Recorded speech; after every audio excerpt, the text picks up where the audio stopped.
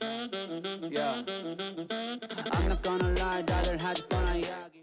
Dude, so you've been beefing with the Johns Bros. I think recently you actually mentioned like the PPA was trying to build up your bad boy rep, and they put out an article like it's literally like Colin Johns calls out Alshon's like conduct on the court, right? Like that's a headline. So clearly they are still trying to do that.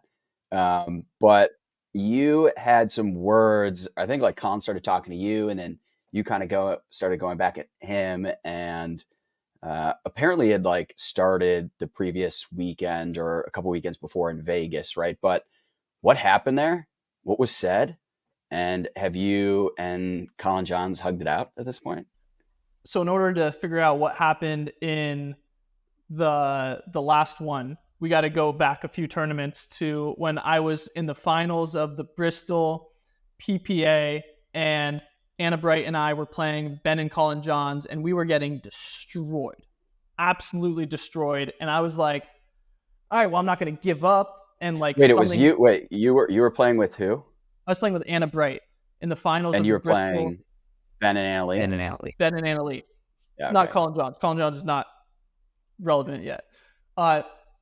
And we're getting destroyed. And I'm like, okay, well, I'm going to do the only thing I know in this moment, which is fight and like get some energy. Like I'd rather lose swinging than lose like, you know, curling up and just being and just lose. Like, so I start shouting and I start yelling and we're down. Like we win a point. Like if we win a point, I'm getting loud. I'm trying to hype myself and Anna Bright up. And, you know, Anna Lee and Ben are a very tough team, and we still lose pretty badly. But Ben starts mocking me. He starts mocking my like commands, and the crowd's laughing. And I'm like, okay, well now he's just publicly embarrassing me for trying. That's literally it, just publicly embarrassing me for trying, which is ironic. So we won't get into that. Oh yeah, we will. I think we just got into it. So then, like the very next tournament, we're playing Vegas, and Riley and I play Ben and Colin, and I'm hyped. I'm like, I want to win this, and we win a very, very tight game 2 or game 3 actually, like 12-10, and I'm so hyped, and I'm like this, like I wanted this, I needed this. And I go to shake hands, and I don't even think about saying something, but I go like, "Who's laughing now, bitch?" or the B word to Ben. I said it to Ben, and there was no thought. It was not a premeditated comment at all. It wasn't like 11-10. I was like, "Oh, if we win, I'm gonna say this." Like we won, and it was just the adrenaline, and I just was like, "That's what I was thinking in my head," and I just said it out loud, which I shouldn't have. I actually felt very bad about it, and I thought later that day I was like, I need to find Ben and I need to apologize to him. Like if I would have just said who's laughing now, whatever, but like calling somebody a bitch, that's kind of rude. So found him the next day. I apologized. He accepted it. You know, all's well in the world. And then the next tournament, Riley and I play Ben and Colin again, and.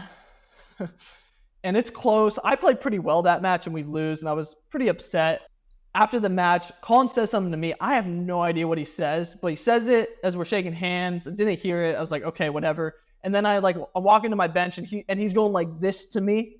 He's like going like this to me. And then I'm like, okay. I was like, okay, you want to start something? And I don't know. Some words were said. I didn't say anything offensive there, which is good. But I think I found out later that he didn't know that I apologized to Ben. So I think he was just backing up his brother for what I did. So I don't judge him. I haven't hugged him out yet. Probably won't ever happen. But I think everything's fine now. The competition between us is breeding excellence. Competition breeds excellence. And if there wasn't Zane and I to kick Ben and Colin's ass in Austin way back when, and the other times that I've beaten them or they've lost, they would still be playing the same style of game, and they wouldn't be as good as they are right now. I think that them losing is making them better, and you're welcome. You're welcome. Well, I mean, I think kudos to you guys. Like, I think it gets out of hand when you just get personal with people, or you bring stuff up that isn't part of the on-court deal. Like, yeah, we're guys out there, we're talking like crap, like we're all pretty heated in the moment, and I'm sure Colin probably regrets what he did saying to you. I'm sure you probably have regret for what you said to Ben. Like, but that's just kind of that's what guys do, for better or worse, on the court. And none of you guys brought up anything off the court, and I think that's where people do take offense and take things personally. But for the on the court stuff, I think we love the rivalry there. At least I do. It's like Ryan Sherry says, keep it above the belt. Yeah, exactly. So above the belt, and it's good to go. Yeah. Okay, so we talked a little bit about various pickleball clubs, how they can range, and kind of the market opportunity there, which I think is quite obvious, especially to us in pickleball. So if you've ever thought about investing in pickleball facility, the Pickleball Club is looking for accredited investors.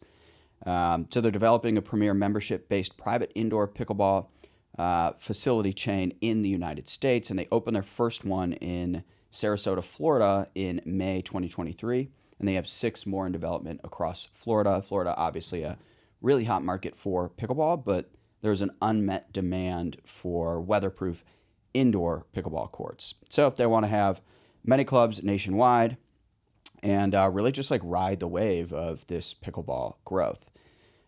They're doing a private offering for accredited investors. So you have to be an accredited investor. Revenue streams are memberships, lessons, events, and merchandise sales. So diversified revenue. And obviously there's high potential for return on investment. It's a replicable model. Again, they're working on having their 7th club here in Florida soon and going nationwide. And pickleball facilities are a pretty stable business. So they offer a strong financial return potential in what I think we all agree is a booming market. So to potentially become an investor in the Pickleball Club, you can go to thepickleballclub.us/invest. That's thepickleballclub.us/invest. And, have a personal stake in the growth of pickleball. Yeah. I'm not gonna lie, rather had fun,